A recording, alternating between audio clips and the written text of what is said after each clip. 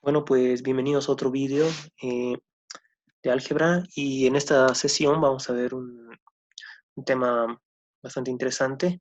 Vamos a ver lo que es la lógica cuantificada. Bien, es una continuación directa de lo que es la lógica proposicional, así que pues si no has visto los vídeos de lógica proposicional te recomiendo que los veas. De todas formas, bueno, para avanzar este tema ya es completamente necesario haber entendido todo lo anterior. Bien, y pues de esa manera va a ser bastante fácil y sencillo. En este vídeo vamos a ver una introducción, ¿no? A lo que es la lógica cuantificada y pues bueno, como vemos acá vamos a aprender bien lo que son estos tres símbolos de acá, esta como A volcada, esta como E volcada y estas símbolos como P de X que parecen funciones, ¿no? Y que de hecho lo son, pero en un sentido, bueno, de la lógica, bien, y vamos a ver justamente eso con detalle. Bueno, entonces primero vamos a empezar por las funciones proposicionales, ¿bien? Y para eso vamos a considerar la siguiente afirmación, ¿no? P, donde dice n es un entero impar con n una variable, ¿no? Hay que destacar eso. Entonces, si se dan cuenta, esta afirmación no puede tener un valor de verdad, porque no podemos decir a priori si n es impar o par. Tenemos que conocer el valor de n, ¿no es cierto? Tenemos que saber si es 1, si es 2, si es 3, etcétera, ¿no? Entonces, como realmente n, dependiendo del valor que le podemos colocar al n, esta proposición, digamos, bueno, no es proposición, pero esta afirmación puede tener valor de verdad, bueno, verdadero o falso, ¿no? O sea, puede ir cambiando. ¿Se dan cuenta? Entonces, por ejemplo, si pongo P igual a 1, voy a tener perdón, n igual a 1, voy a tener 1 es un entero impar y eso va a ser verdadero. Pero si pongo n igual a 2, pues claramente va a ser falso, ¿no? Entonces, solo teniendo el n así, esto no es una proposición, ¿no? Porque no podemos conocer el valor de verdad, no podemos decir si es verdadero o falso, ¿no? Y como habíamos dicho, las proposiciones son afirmaciones que o bien son verdaderas o bien son falsas, ¿no? Entonces, P no es una proposición, ¿no? Por el hecho de que va a cambiar su valor de verdad dependiendo del n, ¿no? Ok, entonces, bueno, a partir de esto podemos ver que vamos a tener este tipo de afirmaciones, ¿no? Que justamente nos van a dar paso a lo que es la lógica cuantificada, ¿bien? Porque ya podemos tener como variables, ¿no? Y esto es más o menos lo que va a ser una función proposicional, ¿bien? Porque, digamos, si pongo aquí el n igual a 1, ya tenemos una proposición, n igual a 2, ya tenemos otra proposición, y así, ¿no? Entonces, todo depende del n, es como que el n es la variable, y lo que me genera es una proposición, ¿no? Entonces, justamente, esto es lo que nos va a dar paso a lo que es una proposición, perdón, función proposicional. Bien, entonces, justamente, vamos a definirlo. Una función proposicional, ¿no? Va a ser justamente un símbolo P de X, ¿no? Que va a ser una oración, va a ser una oración, ¿no? Que contiene la variable X, ¿no? Y vamos a considerar además un conjunto D, ¿no? Entonces vamos a decir que P de X, ¿no? PP es una función proposicional o predicado respecto al conjunto D, ¿no? Si para cada X en D, P de X es una proposición, que es justamente lo que estábamos viendo antes, ¿no? O sea, al fijar el valor del X se convierte en una proposición, pero solo teniendo el X suelto no es una proposición, ¿bien? Entonces, D es justamente lo que se conoce como el dominio de la función o dominio de discurso o dominio de referencia de P, ¿bien? Es donde es como de lo que va a hablar P, ¿se dan cuenta? Por ejemplo, podría poner D, el conjunto de niños, y decir P de X, X es un niño gordo, digamos, ¿no? Entonces, D, justamente como estoy considerando el conjunto de niños, me va a generar oraciones respecto de niños, estoy hablando de los niños, por ejemplo, ¿no? Voy a poner D, el conjunto de números, y decir P de X, bueno, de números, por ejemplo, los números reales, puede decir P de X es mayor que cero, digamos, ¿no? Entonces, justamente estoy afirmando algo acerca de los números, ¿no? Digamos, 1 es mayor que cero, 2 es mayor que cero, menos 1 es mayor que cero, etcétera, ¿no? Justamente vamos a ver eso de manera un poco más ilustrada con un ejemplo, justamente considerando el ejemplo que estábamos dando antes, ¿no? Entonces podemos decir eh, la función proposicional P de n, donde n es un entero impar, ¿no? O sea, a lo que convierte a partir de n me genera n es un entero impar, ¿se dan cuenta? Entonces D es el conjunto, va a ser el conjunto de los enteros positivos en este caso, entonces P va a ser la función proposicional con dominio en los enteros positivos. Bien, entonces van a ser afirmaciones acerca de los enteros positivos. ¿Se dan cuenta? Por ejemplo, P de 1 va a ser 1 es un entero impar. P de 2 va a ser 2 es un entero impar. Entonces, eso ya puede tener un valor de verdad. ¿Se dan cuenta? Dependiendo del número que coloque. Bien. Ok, entonces, Con esto ya tenemos casi claro, ¿no?, lo que es una función proposicional. Bien, y bueno, esto se va a ir aclarando mejor, digamos, con los ejemplos, ¿no?, que vamos a tener. Entonces, justamente, para eso vamos a ver ahora lo que es un cuantificador universal. Bien. Bueno, entonces el cuantificador universal va a actuar sobre justamente la función, ¿bien? La función proposicional que tengamos. Y va a considerar justamente todas las opciones que tiene, y a partir de todas va a decir algo, ¿bien? En cambio, y luego vamos a ver el existencial, que va a estar en algún punto, en algún X para la función. Bien, entonces veamos lo que es el cuantificador universal. Consideramos una función proposicional P con dominio de discurso D, primero, ¿no? Y entonces decimos que la afirmación para toda x, p de x, ¿no?, es una afirmación cuantificada universalmente. Bien, ¿por qué? Porque esta x ahora está recorriendo todo su dominio de discurso D. ¿Se dan cuenta? O sea, todo el D, ¿no?, donde podemos hablar del p de x, ¿no? Entonces el símbolo, esta volcada, significa para todo, o para toda, para cada, para cualquier, ¿no? Entonces la afirmación se va a escribir: para toda x se transforma en esta volcada, ¿no?, y se lee para todo x, p de x. Bien, entonces este símbolo justamente se llama cuantificador universal. Bien, ¿por qué? Porque está justamente considerando todos los x del universo D, o del dominio de discurso. ¿Se dan cuenta?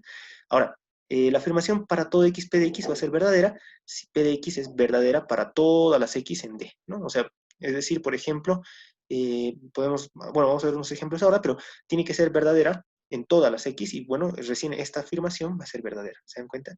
Y va a ser falsa si al menos alguna de las x no cumple, ¿no?, la condición p de x. O sea, si p de x es falsa en al menos una de las x en D, ¿no? Entonces, para que sea verdadera tiene que ser, para todo x, p de x, para que sea verdadera es como que tiene que ser todas las p de x, ¿no?, posibles, haciendo variar el x, tienen que ser verdaderas. Y para que sea falsa basta que una justamente sea falsa, ¿no? Esto es parecido, si se dan cuenta, como al producto lógico, en algún sentido, ¿no? Porque el producto era verdadero cuando todos los que lo componían eran verdaderos, y era falso si alguno de ellos era falso, ¿no? Y esto es como una especie, digamos, podríamos verlo algo así como un producto, digamos, ¿no? Pero bueno, no, es un poco más general esto. Bien, y vamos a verlo justamente después. Entonces, bueno, aquí tenemos algunos ejemplos. Entonces, esta afirmación de acá dice: para todo x, x cuadrado es mayor que cero. Y esto va a depender del dominio de discurso, van a ver por qué. Entonces, la afirmación p de x es justamente p de x es para todo x, x cuadrado es mayor o igual que cero. Ahora, si tomamos el dominio de discurso, los números reales, evidentemente es verdadero, porque siempre todos los números reales, como hemos visto, elevados al cuadrado, siempre van a ser mayores que cero, ¿no? Por ejemplo, menos 1 por menos 1, o sea, menos 1 al cuadrado siempre es mayor que cero, ¿no? O un número positivo al cuadrado también es mayor que cero. Entonces, siempre son mayores que cero, ¿no? Mayores o iguales a cero. El 0 al cuadrado es igual a cero. Bien, entonces, ahora consideremos este de acá, la misma afirmación, pero con dominio de discurso en los números complejos. Esta va a ser falsa, ¿no? ¿Por qué? Porque va a existir justamente el número complejo i, el número imaginario, tal que al elevarlo al cuadrado va a ser negativo, ¿no? Y eso no cumple la condición. Entonces, hay al menos uno, que es este de acá, que no cumple esto. ¿Se dan cuenta? Y por eso esta va a ser falsa, porque no ocurre que todos cumplen estos, porque este de acá no lo cumple. ¿Bien? Entonces, vean que dependiendo del dominio de discurso, esto puede variar, ¿no? O sea, esta puede ser verdadera o con otro dominio puede ser falsa. Bien. Ahora, por otro lado, consideremos esta otra proposición: para todo x, x es mayor o igual que cero. Evidentemente, bueno, con el dominio de discurso de los números reales, ¿no? Evidentemente es falsa porque también va a existir el menos 1, ¿no? Va a haber este número que no cumple, ¿no? Que no cumple. O sea, p de menos 1 va a ser falsa. Y como p de menos 1 es falsa, no ocurre que todos los x es verdadero para todos los x. Entonces, esto de acá no va a ser verdadero. ¿Se dan cuenta? Entonces, bueno, esa es la idea del cuantificador universal. Ahora vamos a pasar justamente, como ya habrán notado, estaba hablando un poco de existencias, ¿no? Como que existe este de acá, existe este de acá, y eso nos va a dar paso a hablar del cuantificador existencial. Bien, entonces, ahora de nuevo consideramos una función proposicional P con dominio de discurso D, y tomamos la afirmación, ¿no? Existe un X que cumple P de X en el dominio de discurso, ¿no? Obviamente. Entonces, esta es una afirmación cuantificada existencialmente, ¿no? ¿No? En el otro caso estaba cuantificado universalmente, o sea, estaba cuantificado en todo el dominio. En cambio, este está cuantificado existencialmente, porque solo nos está pidiendo que exista alguien en el dominio, ¿no? Entonces, el símbolo de la E volcada va a significar existe, ¿no? Y la afirmación se va a escribir con esta E volcada y se lee existe X tal que P de X, ¿no? Entonces, este símbolo de la E volcada se llama cuantificador existencial, ¿no? Y como vemos, lo que está hablando es que al menos haya alguien en D tal que cumple esta proposición, ¿no? Entonces, bueno, la afirmación existe P de X es verdadera. Sí, P de X es verdadera para al menos una X en D. Tiene que existir alguien que la cumpla. Y esto ya es verdadero, ¿no? Y es falsa si P de X es falsa para toda X, ¿no? En D. O sea, si no se cumple para nadie en D. Nadie cumple P de X, entonces esto es falso. No existe nadie que cumpla P de X. Entonces vean que como que hay una correlación entre el para todo y el existe, ¿no? O sea, este es falso cuando para todo X bueno, cuando para todo X no P de X va a ser verdadero. Y justamente eso se va a corresponder en un momento, vamos a ver, con las leyes de Morgan para la lógica cuantificada, y eso lo vamos a ver en un momento, y va a ser una muy importante relación para poder transformar, digamos, ¿no? Y hacer álgebra como hemos hecho en la lógica proposicional. Entonces, bueno, resumiendo, digamos, como hemos visto, el cuantificador universal, ¿no? Se escribe así, para todo x p de x, y es verdadero cuando todos los x cumplen p de x, ¿no? Y es falso cuando alguno no lo cumple. En cambio, el existe se escribe así, existe x tal que p de x, y es verdadero si al menos uno cumple, ¿no? Y es falso si nadie lo cumple, ¿no? O sea, si p de x es falsa para todo x, ¿no? Bien, entonces veamos unos ejemplos del cuantificador existencial, ¿no? Y tenemos acá esta ecuación: existe x tal que x cuadrado es igual a menos 1, ¿no? Y si tomamos el dominio de discurso, los números reales, esto es falso, porque no va a haber ningún número elevado al cuadrado tal que me dé menos 1, ¿no? Porque siempre los números elevados al cuadrado son mayores o iguales a 0, como hemos visto anteriormente en los números reales. ¿Se dan cuenta? O sea, no va a haber ningún número real que me dé menos 1. Entonces, esta ecuación no tiene solución y por tanto no existe nadie en los números reales que cumpla esto, y esto va a ser falso. ¿Se dan cuenta? Entonces, por el otro lado, si yo tomo los números complejos, va a ser verdadera. ¿Por qué?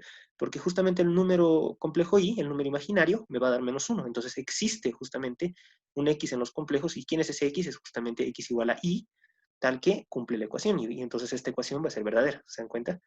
Si se dan cuenta, si aquí pongo para todo x cuadrado igual a menos 1, no va a ser esto verdadero, porque igual de manera análoga no va a ser, y tampoco en este caso, ¿no? No va a ser verdadero porque 2, digamos, no, al cuadrado es 4 y eso es distinto, no se cumple para todos, ¿no? Pero existe si va a ser verdadero, ¿no? Entonces, bueno, finalmente, como hemos visto antes, acá, para todo x mayor o igual a 0, ¿no? Era falso, ¿no? Porque existe el menos 1, justamente, que no cumple. Pero en este caso existe un x tal que x es mayor o igual a 0, va a ser verdadero. ¿Por qué? Porque existe el 1, que es mayor o igual a 0, y eso ya es suficiente, justamente, ¿no? Bueno, entonces, casi ya terminando, tenemos lo que son las leyes de Morgan, bien, y pues son estas dos de acá, ¿no? Y lo que hacen las leyes de Morgan es bastante interesante, es como una manera de distribuir la negación, ¿no? Entonces, negar justamente una proposición cuantificada universalmente, ¿no? Lo que hace es como que se distribuye, ¿no? Acá, y el para todo lo convierte en existe. Y el existe, perdón, y la proposición se niega, ¿no? Es como que para todo lo convierte en existe y luego la negación pasa al otro lado, ¿se dan cuenta? Y dualmente, digamos, el existe lo convierte en para todo y la negación se entra, digamos, ¿no? Entonces, esa es la idea de las leyes de Morgan, y bueno, esto se corresponde justamente a la intuición de que y esto es una tautología, ¿no? Esto es una tautología, por eso tengo aquí la bicondicional. Entonces, tengo que, obviamente, digamos, esto es verdadero, ¿no? Bueno, o bueno, esto es, para todo x, p de x es verdadero, digamos. Sí, solo sí, ¿no? Sí, solo sí. Bueno, no existe nadie, no, bueno, no ocurre que exista alguien que no cumpla p de x, ¿se dan cuenta? Y, por otro lado, esto va a ser falso, ¿no? Esto va a ser falso, para todo x, p de x va a ser falso, si, si existe alguien, ¿no? Que no lo cumple. ¿Se dan cuenta? Entonces, es esa la ida y la vuelta, digamos, y lo mismo dualmente acá. Bueno, esto no lo vamos a demostrar, bien, porque, bueno, se supone que esto ya lo deberían haber visto en las clases con el profesor, pero de todas formas, si tienen dudas al respecto de esto y quieren ver la demostración, pueden escribirlo en los comentarios de acá abajo, y puedo eh, realizar un video tal vez demostrando esto de acá, ¿no?